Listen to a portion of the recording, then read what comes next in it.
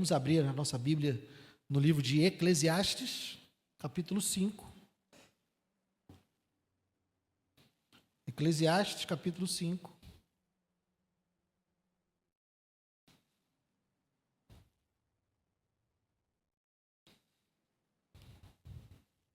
Vamos ler do 1 ao 7.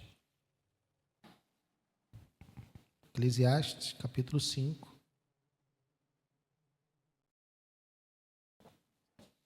Vamos ler do 1 ao 7.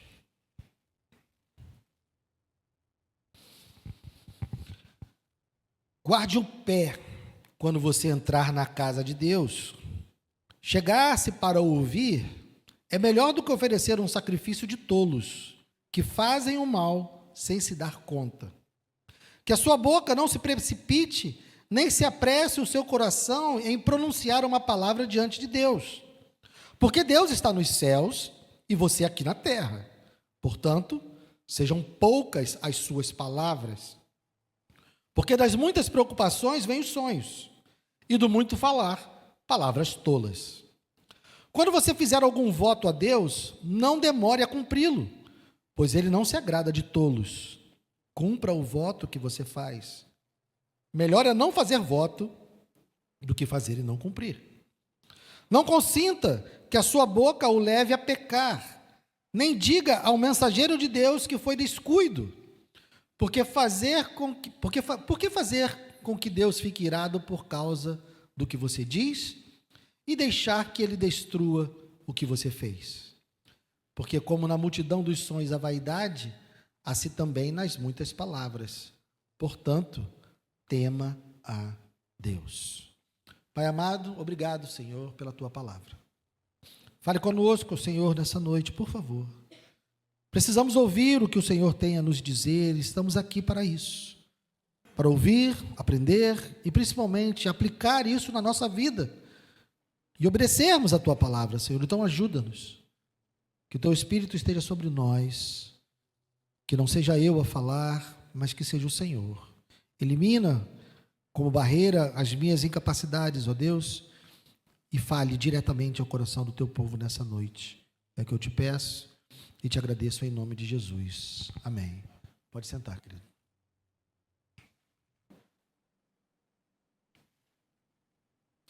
Nós vivemos numa época, meus irmãos, que o culto cada vez ele tem sido moldado muito mais pelo aquilo que nós sentimos do que pela santidade de Deus, do que por quem Deus é. Cada dia mais o culto cristão está sendo moldado pela experiência humana, por aquilo que traz ao coração do ser humano. Como foi o culto hoje? Foi uma bênção, eu senti isso, eu senti aquilo, eu fui iluminado, eu me arrepiei, eu chorei. O parâmetro do culto passou a ser o ser humano. E isso, meus irmãos, dentro do contexto aqui do livro de Eclesiastes, que eu já falei, os dois conceitos importantes, que é a vida debaixo do sol e a vaidade, dentro da visão do pregador, o culto ser moldado por outra coisa que não seja quem Deus é um culto feito debaixo do sol. É uma religiosidade que leva em conta apenas essa vida, que leva em conta apenas as coisas desse mundo. Então, essa espiritualidade debaixo do sol quer tornar o culto agradável ao ser humano, agradável às pessoas. É um culto dinâmico, um culto emocional, um culto cheio de performance, e se apaga a luz, e se joga jogo para lá, e acende fumaça, e faz um monte de coisa para quê? Para que o ser humano tenha uma experiência. Hoje, o culto cristão está se tornando algo para dar ao ser humano uma experiência. Ele tem que sair daqui impactado. Mas impactado pelo quê? Pelas estratégias que nós fizemos. Se você observar, o culto cristão tem se tornado isso, uma estratégia para impactar pessoas. Mas Eclesiastes agora está nos chamando para olharmos para a realidade acima do sol. Para nós olharmos para o culto a Deus e entendemos que o culto é para Deus. Nós não estamos aqui por outra razão. Nós estamos aqui por causa de Deus. E o culto é para Deus. E por ser para Deus, e por Deus ser quem Ele é, o culto precisa ser prestado com temor, com reverência. Não é para nós, é para Ele. Então, até aqui, o pregador ele tem observado a injustiça no mundo, ele tem observado o vazio da vida humana, que busca viver para os seus próprios deleites e denunciado como isso é vapor, como isso é vaidade. Mas ele agora vai nos ensinar também que nessa vida debaixo do sol, agora ele colocando os olhos dele no templo, ele está analisando o que é a vida religiosa vivida debaixo do sol, porque é possível viver uma vida religiosa que não leva Deus em conta. Parece algo extremamente paradoxo, né? Contraditório, mas é verdade. É possível viver uma vida religiosa que não leva Deus em conta. E é para isso que ele está voltando os seus olhos agora. Ele está olhando para um culto tolo, para um culto leviano, que não leva em conta. E por isso ele quer ensinar, o objetivo do pregador nesse trecho é ensinar a reverência para o adorador. O verdadeiro adorador, ele é reverente. Qual é a primeira pista que nós temos do que o pregador quer falar? Se você pegar o trecho do capítulo, do verso 1 ao verso 7, qual é a primeira expressão que está aí no texto? Guarde o pé. Isso é uma exortação para que você tenha cuidado. Concorda comigo? Guarde o pé. E como é que ele termina lá no verso 7? Portanto, tema a Deus. Ele emoldurou. É um recurso da literatura hebraica colocar as ideias em molduras para que a gente aprenda o que ele quer ensinar ali no meio, para que a gente não perca o foco, porque são muitas expressões que podem nos levar a outras ideias, mas para que nós não saiamos do caminho, para que a gente não perca o caminho do que ele quer nos dizer, então ele começa e termina com a mesma ideia, para que a gente entenda que tudo que está ali no meio tem a ver com isso. Então, todas as palavras que estão entre guarde o pé e tema a Deus, estão nos orientando a guardar o pé e a temer a Deus. Ok? Então, ele vai fazer isso por meio de 4 admoestações. Ele tem 4 advertências aqui no texto. A primeira é: guarde o pé quando você entrar na casa de Deus.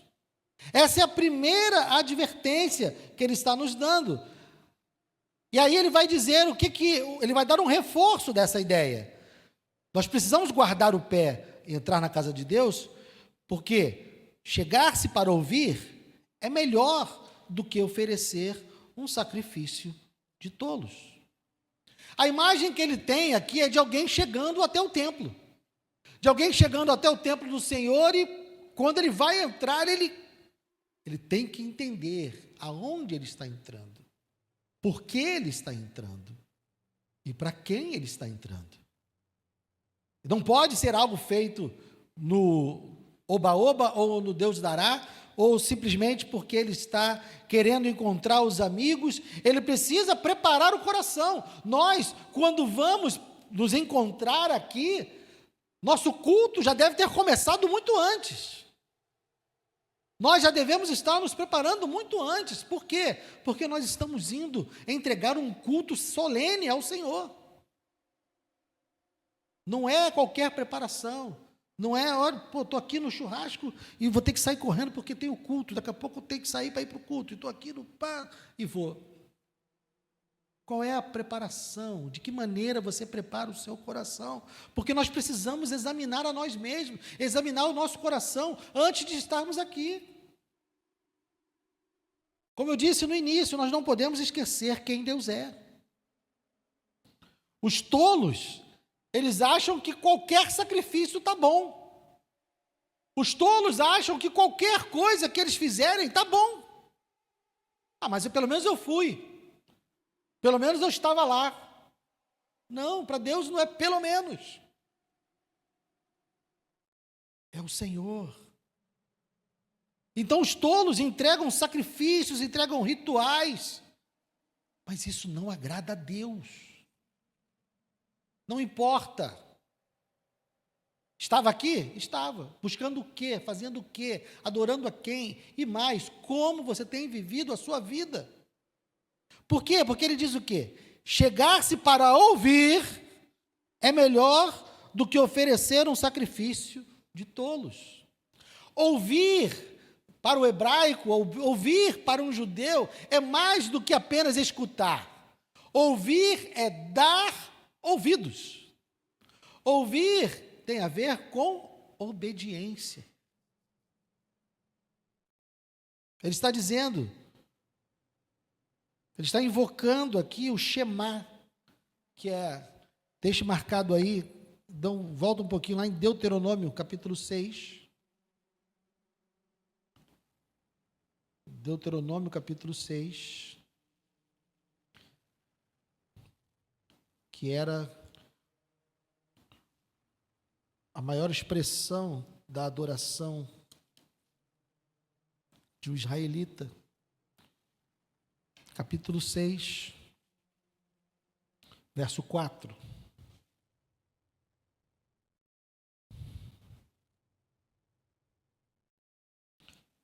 O que está escrito aí? Lê comigo. 1, 2 e...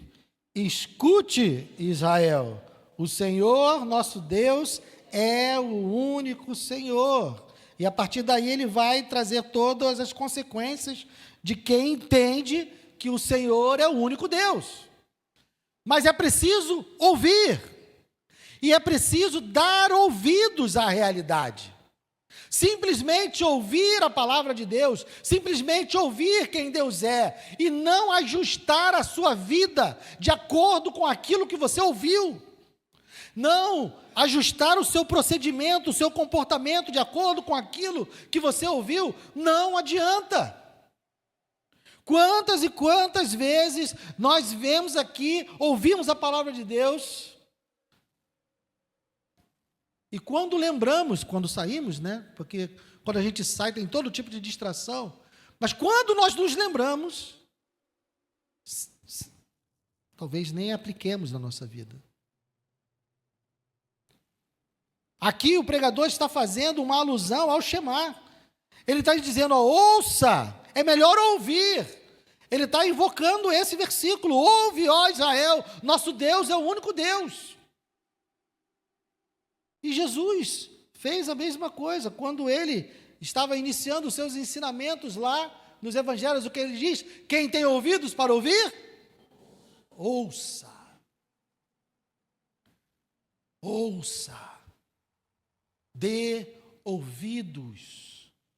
O nosso culto a Deus, então, logo de cara, logo para que nós nos posicionemos, tem a ver com ouvir. Dar ouvidos, obedecer e aplicar isso na nossa vida. Porque senão o nosso culto é inútil e, na verdade, é ofensivo a Deus. Avança um pouquinho.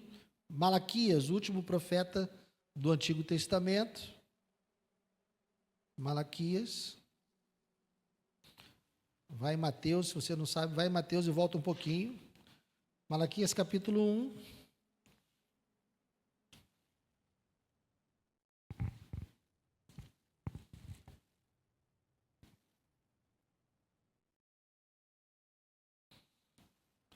Verso 14.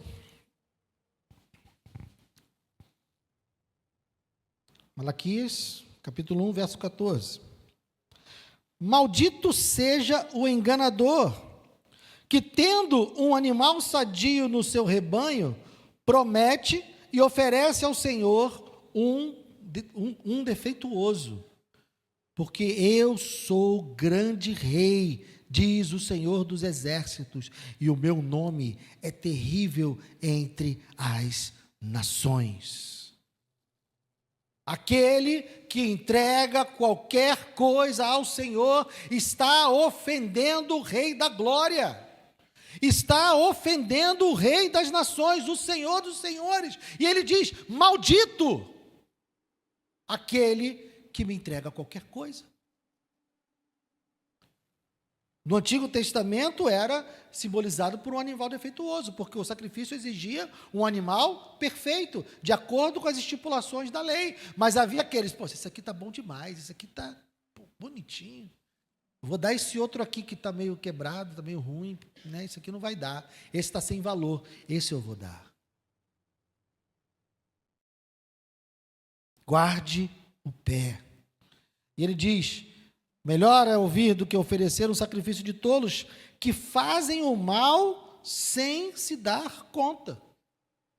Porque se você perguntasse a um israelita, porque meus irmãos entendam, Malaquias é um profeta que já passou pelo exílio. Ele está falando de um povo que já foi punido com exílio. Primeiro, já viu o reino do norte, Israel, ser completamente destruído por conta da idolatria. Depois viu Babilônia chegar, tomar a cidade, destruir o templo, levar o povo cativo. Eles ficaram 70 anos presos lá.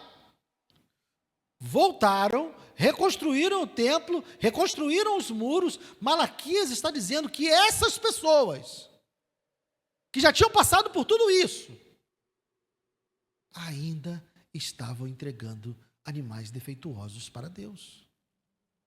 Entendem? Eles sabiam quem Deus era. Eles já sabiam do que o Senhor era capaz. Mas parece que querem testar. Nós também sabemos. Porque se nós não soubéssemos quem Deus é, nós não teríamos nos refugiado em Cristo. Quem aqui está em Cristo? Porque está em Cristo, porque entende que é pecador, está refugiando-se da punição dos nossos pecados, correto? Nós nos refugiamos em Cristo, porque sabemos que somos pecadores e precisamos nos refugiar em Cristo, porque senão nós levaremos sobre nós a ira de Deus, que foi derramada sobre Cristo na cruz. E se nós não estivermos em Cristo, Ele vai derramar essa ira sobre nós. Então nós sabemos quem Deus é.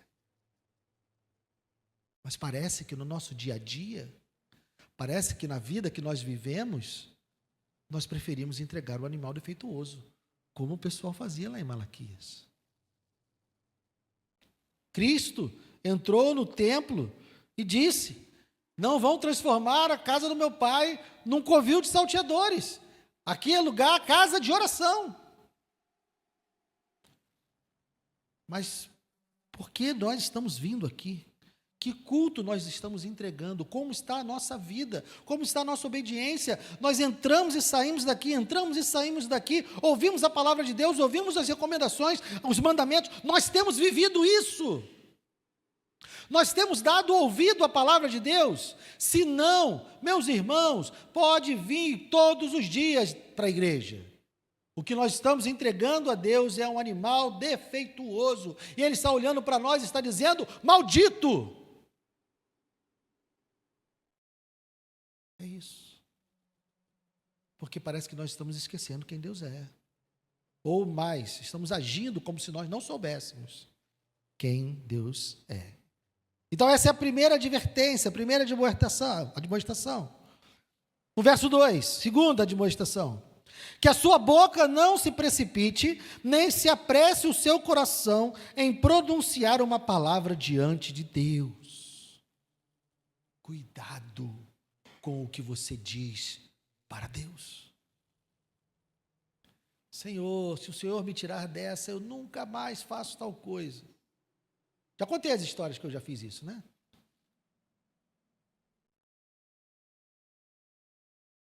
Cuidado. com as palavras que nós dizemos a Deus. Cuidado. Eu fico olhando para a internet, meus irmãos, eu falo, tem gente que tem coragem de decretar coisas a Deus. Que evangelho é esse de pessoas que são capazes de se posicionar diante do Deus Todo-Poderoso e dizer, eu decreto. Tolos. Tolos, é o que o pregador aqui chama de tolos. Não sabem quem é o Deus, ou fingem que não sabem quem é o Deus. Temor diante do Senhor. Reverência diante dele. Medir as palavras, sim. Como eu disse no início do culto, ele é o nosso Pai, o nosso Salvador. A palavra diz que nós podemos chamá-lo de Abba Pai, que seria o equivalente a paizinho. Podemos tratá-lo com carinho, com intimidade, com comunhão, porque ele se aproximou de nós e, por meio da cruz, estabeleceu um relacionamento conosco. Nós podemos e devemos ter comunhão, ter intimidade com o nosso Deus. Mas os meus filhos têm comunhão e intimidade comigo, mas eles não podem falar comigo de qualquer maneira. Qual pai aqui que já disse para o filho, eu não sou seu amiguinho? Né?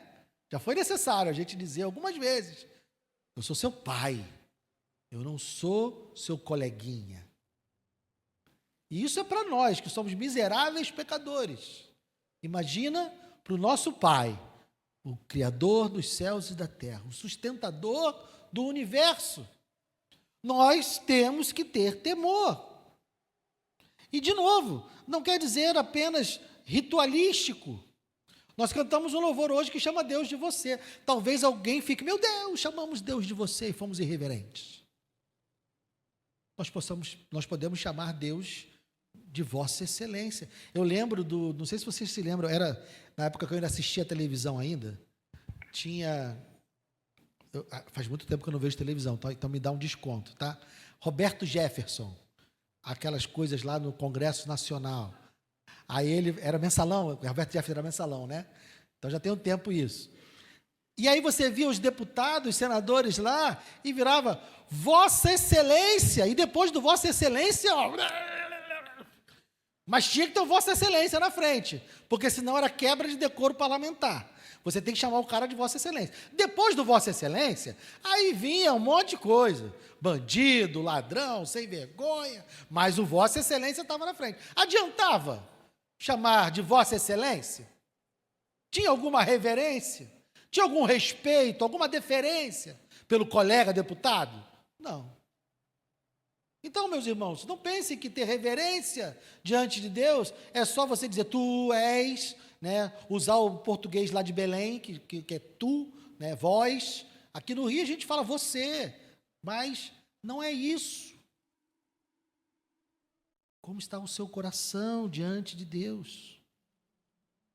Nós precisamos ser moderados e humildes na maneira como nós falamos com Deus transcendente. Nós precisamos ter essa humildade. Por quê? Porque Deus, aqui está escrito no verso 2, por que nós devemos não nos precipitar, não nos apressar? Porque Deus está nos céus e você está onde? Aqui, na terra.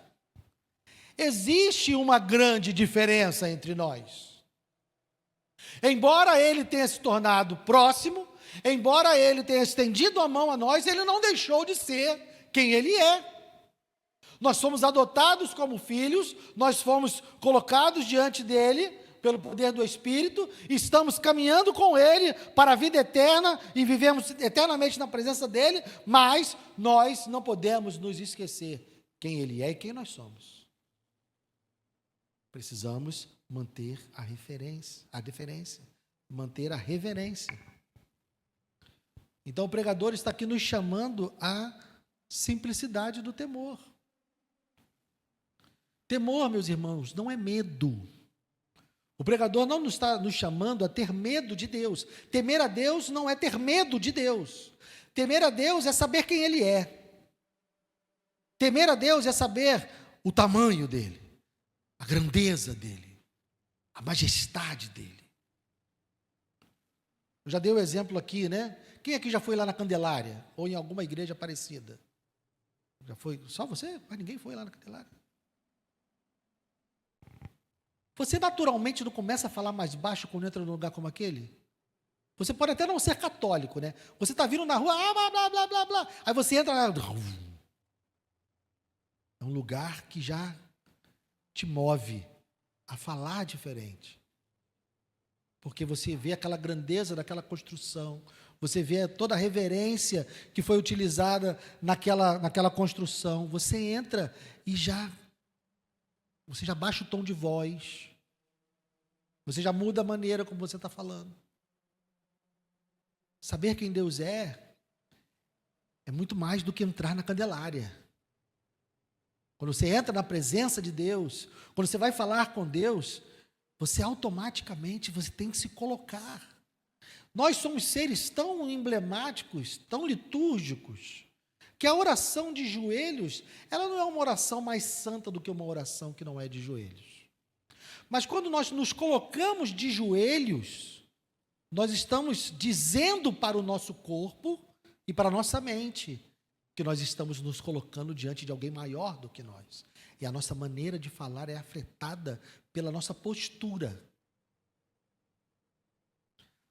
Então entenda, a oração de joelhos não é mais santa do que a oração em pé. Eu, para orar de madrugada, meus irmãos, e para ler a Bíblia de madrugada, é em pé e às vezes andando, tá? Porque senão eu durmo. Eu durmo. Então, se eu quiser orar de madrugada, é andando. Porque se eu dobrar o joelho, daqui a pouco eu estou falando coisa que não tem nada a ver, porque eu estou dormindo no meio da oração. Mas reverência tem a ver com quem você saber quem Deus é. E quando você sabe diante de quem você está, você não vai vir com qualquer conversinha. Você não vai vir com qualquer palavreado, você não vai vir com qualquer conteúdo de conversa. O que Jesus nos ensina lá no Sermão do Monte? Quando orares, não useis de quê? De vãs repetições. Quem faz isso são os gentios. Porque Deus conhece o que a gente quer pedir muito antes da gente falar. Então, a nossa oração a Deus, a nossa conversa com Deus, não é uma conversa de uma lista de compras. Nós estamos ali para falar com o nosso Pai, para falar com o nosso Deus. Não podemos pedir? Claro que podemos. Mas é só pedir? O nosso relacionamento com Deus Todo-Poderoso é só pedir? Já pensou se o seu filho só falasse contigo para pedir? Quem é pai aqui não ia ficar feliz, né? Seu filho só aparecer, só sai do quarto para pedir alguma coisa. Só larga o celular para pedir algo. Nós, como pais, não deixamos que isso aconteça. Por que o nosso pai deixaria que isso aconteça? Então, portanto, como consequência de saber que Deus está nos céus e nós na terra, por consequência de saber que Deus é completamente diferente de nós e maior do que nós, sejam poucas as suas palavras. Não no sentido, ele está falando aqui de qualidade, tá, meus irmãos? Poucas palavras é no sentido de você não ficar jogando conversa fora, de não ficar dizendo para Deus besteiras, bobagens. Ele é o Deus Todo-Poderoso.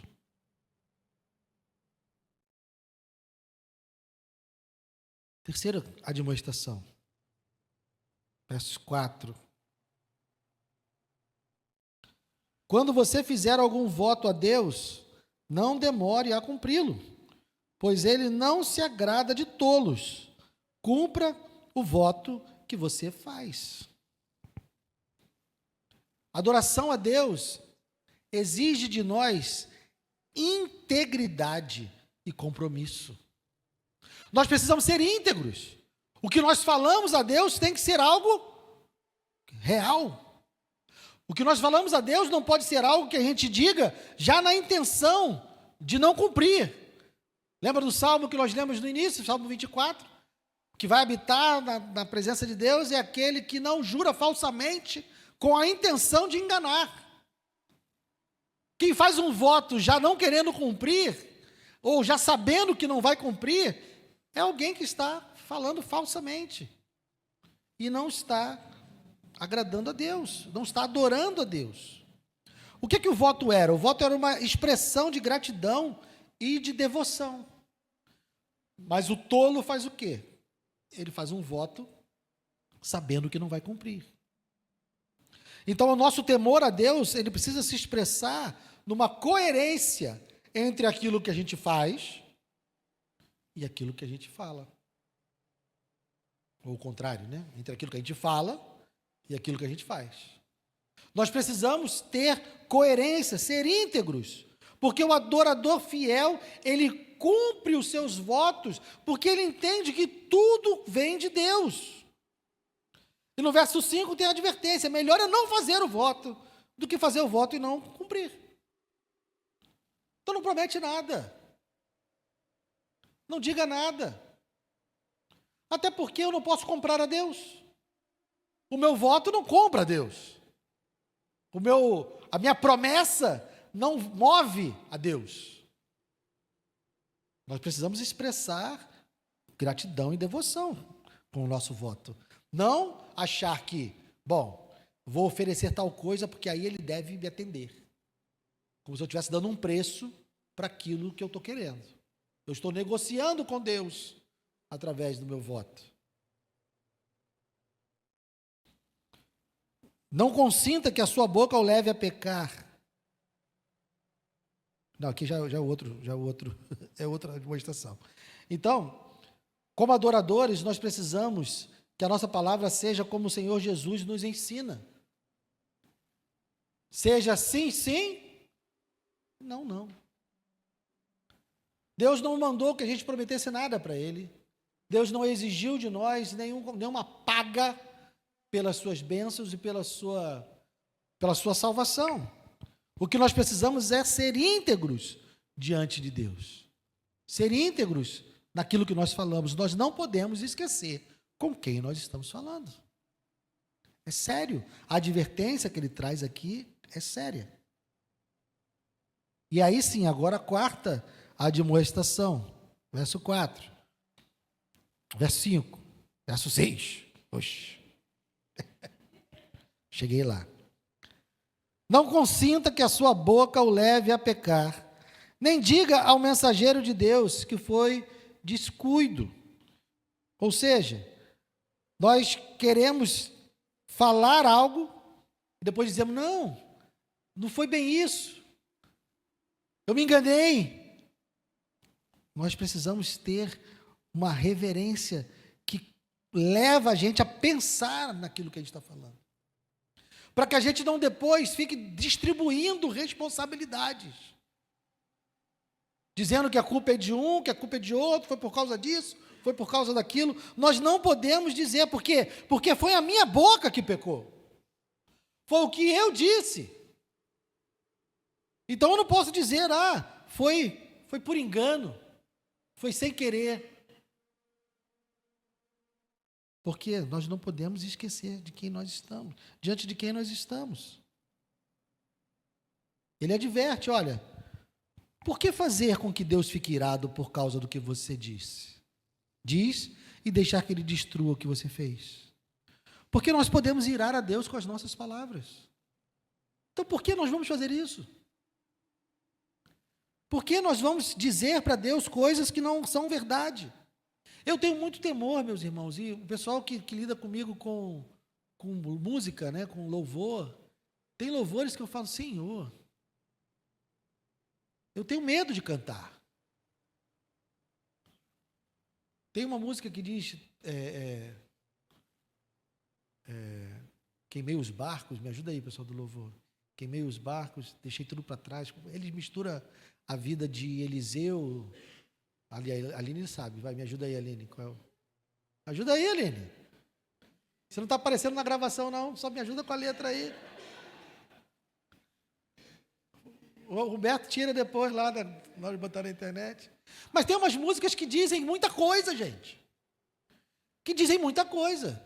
Larguei tudo por Deus. Eu larguei tudo por Deus? Alguém aqui largou tudo por Deus?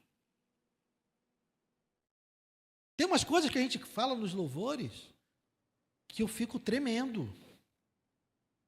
E talvez você já tenha me escutado falar isso nas orações no final. Senhor, se tem alguma palavra aqui que nós cantamos que ainda não é verdade, nos ajuda. Porque quando eu estou no louvor, eu vejo aquilo que eu estou cantando, eu falo, Senhor, Senhor. A gente tem que ter muito temor daquilo que a gente diz diante de Deus. Então tem louvores que eu não canto em casa. Não canto. E se for para cantar aqui, eu canto me tremendo. E quando eu não consigo convencer o Claudinho a não botar. Porque a gente tem que ter temor, meus irmãos. Não adianta a gente estar aqui no domingo bonitinho, falando um monte de coisas, dizendo um monte de coisas. É tudo lindo, é tudo maravilhoso, é tudo perfeito. Amanhã de manhã a gente está na vida real. Amanhã de manhã a gente está encarando no trânsito, gente dando fechada, gente querendo quebrar o carro do cara. Estou falando de mim, tá? Não sei se você faz isso, não, mas eu tenho isso no meu coração. O trânsito é a maior prova de santidade para mim que existe. Mas você vai lidar com o seu chefe chato, com a sua amiga mentirosa, com o seu colega de trabalho que quer passar a perna em você. Você vai lidar com um monte de situações, meus irmãos. E onde nós não somos tão santos assim. E estou dizendo que a gente está inviabilizado por causa disso? Não. Só é necessário que a gente tenha essa consciência. Temer a Deus não é viver amedrontado. Temer a Deus não é viver acuado diante de Deus porque eu sou pecador. Não, não é isso.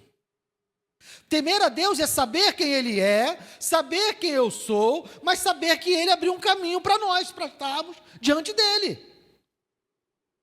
Ele nos chamou. Meus irmãos, Ele sabia quem a gente era.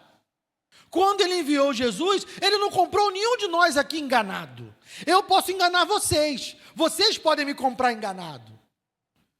Mas Deus não me comprou enganado. Ele sabe que eu sou muito pior do que vocês imaginam. Mas ainda assim, Ele me comprou. Ainda assim, Ele comprou você. Então não é para você ficar amedrontado diante de Deus. Não é para você não se relacionar com Ele. É para você saber quem Ele é e se aproximar dEle com o amor e com o temor devidos a um Deus todo-poderoso que tinha todo o direito e todo o poder de matar você, mas decidiu matar o próprio Filho para que você vivesse. É esse Deus que é todo-poderoso, que é santo, perfeito, e que consente em olhar para mim e me ver ofendê-lo todos os dias. Mas por causa do amor com que Ele me amou, Ele enviou Jesus para pagar o preço de todos esses pecados que eu cometo diante dEle. Mas isso não me dá direito de tratá-lo como qualquer coisa. Pelo contrário, eu tenho que ser ainda mais reverente. Eu tenho que ser ainda mais cuidadoso com alguém que me ama tanto e fez tanto por mim. Esse é o nosso Deus. Esse deve ser o nosso relacionamento com Deus. Jesus, Ele se portou como quando estava aqui nessa terra? Ele dizia o quê? Eu não vim fazer a minha vontade, mas fazer a vontade de meu Pai. Jesus é Deus. Jesus é Deus. Mas na economia da salvação, é um termo teológico para estabelecer os papéis das pessoas divinas na salvação. O Pai é Deus, o Espírito Santo é Deus e o Filho é Deus. Os três são iguais em poder, em majestade, em dignidade, em tudo. Mas na economia da salvação, O Pai enviou o Filho. E o Filho, em obediência ao Pai, viveu uma vida santa, foi para a cruz, morreu e ressuscitou. E o Filho enviou o Espírito. Então, eles se subordinaram uns aos outros por nós. Então, quando Jesus, sendo Deus, se ajoelha lá no Getsêmani e diz: Pai, se possível for, passa de mim esse cálice. Ele não queria. Quem é que queria passar pelo que ele passou? Contudo, seja feita a tua vontade. E se o próprio Deus encarnado teve temor e reverência diante do Pai, eu e você, meus irmãos, quem somos nós para achar que nós estamos aqui para sermos agradados, para achar que o culto precisa ser algo que me satisfaça? Hoje o culto não estava do jeito que eu queria, o louvor não estava, o ar-condicionado estava muito gelado, eu não vou, eu não quero. Meus irmãos, o culto é para o Deus Todo-Poderoso. Você e eu viemos aqui para agradá-lo. Eu e você viemos aqui para dar a Ele, e agradar a Ele, e servir a Ele. E ir pensando na vida como um culto, amanhã de manhã, quando você sair de casa, para falar com a sua amiga falsa, para tomar uma fechada no trânsito, e para lidar com o seu chefe, que sabe menos do que você, mas te oprime, você continua adorando a Deus. E você continua sendo esse miserável pecador, que deve louvar, adorar, e agradar a Deus. E porque você ama, adora e agrada a Deus, você no meio dessa vida, você vai olhar para essas pessoas e vai dizer: eu preciso encontrar um meio de apresentar o Evangelho para eles, porque foi isso que meu Deus mandou. A única missão que Deus deu à sua igreja foi para fazer discípulos e pregar o Evangelho. E talvez seja a única coisa que nós não estamos fazendo. Nós fazemos um monte de coisa, mas a gente não prega o Evangelho. Então, como adoradores de Deus, como quem dá ouvidos a Deus, como aqueles que guardam o pé antes de entrar na casa de Deus, e como aqueles que temem a Deus, o que nós devemos fazer amanhã, lá nesse lugar difícil que eu falei? Pregar o Evangelho. Sermos testemunhas do Senhor. Então, meus irmãos, qual é a conclusão? Primeiro, o culto não é sobre nós. Não tem nada a ver conosco. Todo o nosso culto, e eu estou falando apenas do culto formal, não, tá? Todo o nosso relacionamento com Deus não tem nada a ver conosco, tem a ver com quem Ele é. O culto público é pensado, o culto público é executado, planejado, pensando em quem Deus é. Com toda sinceridade, meus irmãos, se eu aqui estiver preocupado com o que você quer, eu já estou deixando de prestar um culto legítimo a Deus. Eu amo vocês, mas eu amo mais a Deus. Estou mais preocupado em ser fiel a Deus. Então o nosso culto é sobre Ele. A nossa vida é sobre Ele. É nele que está o alvo, é nele que está o objetivo, é nele que está a razão, é nele que está o propósito, tudo é nele. Então nós precisamos ouvir quem Ele é, ouvir a sua palavra e obedecer e aplicar essa palavra na nossa vida. Chega de entrar aqui e sair com um monte de pregação, com um monte de anotação, e amanhã não fazer nada. E continuar tudo do mesmo jeito. Chega. Porque nós estaríamos ofendendo a Deus.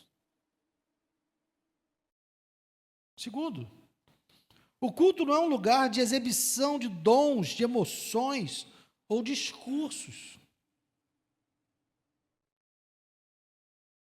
A gente não está aqui se apresentando. Às vezes, pode dar a impressão que isso aqui é um palco. Não é. Vocês não vieram aqui para nos assistir. Nós não estamos aqui para fazer uma apresentação para vocês. Todos nós estamos aqui para adorar a Deus. Todos nós. O que o Ministério de Louvor faz é dar suporte para que a igreja louve. Porque é difícil, mais difícil cantar sem instrumento, não é, gente? Já experimentou cantar a capela? Não é mais difícil? A gente dizendo, a gente vai para cá, vai para lá. Com a banda, fica mais fácil. Então, o objetivo do Ministério de Louvor é ajudar a igreja a cantar. Você não veio assistir o louvor, você veio louvar. Você veio adorar. Eu tenho aqui a missão de entregar a palavra de Deus. Eu busco me preparar, mas eu não quero emocioná-los, eu não quero fazer um discurso bonito. O que eu tenho preocupação é de entregar o que Deus está dizendo na palavra dele. Custe o que custar. Porque, meus irmãos, essa pregação não vai fazer você sair daqui gostando de mim. Talvez você fique até chateado comigo, mas eu tenho que pregar o que a palavra diz. Vai ter dia que a palavra vai ser boazinha, né, e vai te levantar. Vai ter dia que ela vai dar uma cacetada, mas eu tenho que fazer o que a palavra diz. Eu não estou preocupado se eu estou agradando a você. Eu estou preocupado se eu estou sendo fiel com o texto e com a palavra de Deus. Então, o culto é um lugar de ouvir, obedecer e temer. Não tem nada a ver com show, com apresentação, com sentir um arrepio. Nada disso. E por fim, a adoração verdadeira, ela não está debaixo do sol. Não é algo que nós fazemos sem levar Deus em conta. Porque nós podemos estar aqui, meus irmãos, porque é um lugar legal. As pessoas são boas. É um bom lugar para criar os meus filhos. São pessoas mais confiáveis. Eu não gosto de beber, eu não fumo, então também não vou para bares, eu vou para a igreja. Lá na igreja tem pessoas legais, tranquilas, eu posso estar com eles sem medo. Tudo isso é legítimo. Aqui deve ser um lugar agradável realmente. Nós devemos ser pessoas agradáveis. Deveríamos ser. Mas nenhum de nós pode estar aqui por isso. Isso aqui não é um clube. Não é um motoclube, né? Ou então um clube de crochê, embora tenha aula de crochê. Mas aqui é a reunião do povo de Deus, que está aqui porque sabe quem Deus é, sabe o que Deus fez, e quer adorá-lo, e quer servi-lo, e quer fazer a vontade dele. Então, os nossos olhos não estão colocados aqui, os nossos olhos não estão colocados debaixo do sol, nossos olhos estão colocados acima do sol. Nossos olhos estão colocados na eternidade. Nossos olhos estão colocados no futuro em que Ele nos deu. Cristo nos convidou para entrar pela graça. E nós somos eternamente gratos por conta disso. Mas somos adoradores. E precisamos viver dessa forma, como adoradores. E isso exige de nós ouvir, obedecer e temer. Amém? Queria chamar os irmãos que vão servir a mesa. Eu estive num lugar recentemente, fui visitar uma igreja por conta da apresentação de um grupo musical. E eu estranhei, porque quando eu cheguei lá, meus irmãos, eles tinham um QR Code para o ingresso, né? E aí eu apresentei o QR Code, quando eu apresentei o QR Code, eles já me deram o cálice e o pão. Eu já entrei no culto com o cálice e com o pão na mão. E aí começa a apresentação daqui, a apresentação dali. No final, olha, está todo mundo já com o cálice e com o pão na mão. Ora aí e toma o cálice e come o pão. Eu olhei para a Érica assim e falei, gente, quase que a gente não participa. Quase que eu guardei aquele copinho na mão com aquele pão, né? Mas não houve nenhuma reverência, não houve nenhum chamamento para que a gente entendesse do que nós estávamos participando. Nada. Foi algo extremamente desconfortável. Eu digo, meus irmãos, eu me arrependo porque eu fiquei mais constrangido em não participar do que de participar. Eu deveria ter guardado aquilo no meu bolso e não ter participado. Não deveria ter ficado constrangido de não ter participado. E participei de algo sem valor, na minha opinião. Participei de algo sem importância. A mesa do Senhor, meus irmãos, é o memorial daquilo que Jesus Cristo fez por nós. Quem deve participar da mesa? Outro dia eu também vi uma publicação na internet, né? Que iam perguntando numa determinada igreja, iam perguntando para todo mundo, quem pode participar da mesa? Todo mundo, quem pode participar? Todo mundo. Perguntaram para o pastor, quem pode participar da mesa? Todo mundo. É todo mundo, gente. É todo mundo que entende o que essa mesa representa. É todo mundo que está comprometido com o Senhor. É todo mundo que entregou a sua vida e confessou os seus pecados. Confessou os seus pecados e declara que depende do Senhor. Essa mesa é para você. Não estou falando de quem é pecador e quem não é pecador, porque aqui só tem pecador. Não tem nenhum aqui entre nós que não seja pecador. A mesa é para os pecadores, mas é para os pecadores arrependidos. Para os pecadores que entregaram a sua vida a Cristo. Porque essa mesa nos lembra do sacrifício de Cristo, do corpo dele que foi entregue por nós e do sangue dele que foi derramado para nos purificar do pecado. Se as pessoas não entenderem o que é isso, elas estão comendo e bebendo para a sua condenação. É isso que a palavra diz. Então aqui, meu irmão e minha irmã, eu não estou desencorajando ninguém de participar. Mas, de novo, temor e reverência. Ah, Guilherme, mas eu pequei hoje de manhã, eu posso participar? Meus irmãos, eu pequei de manhã e de tarde.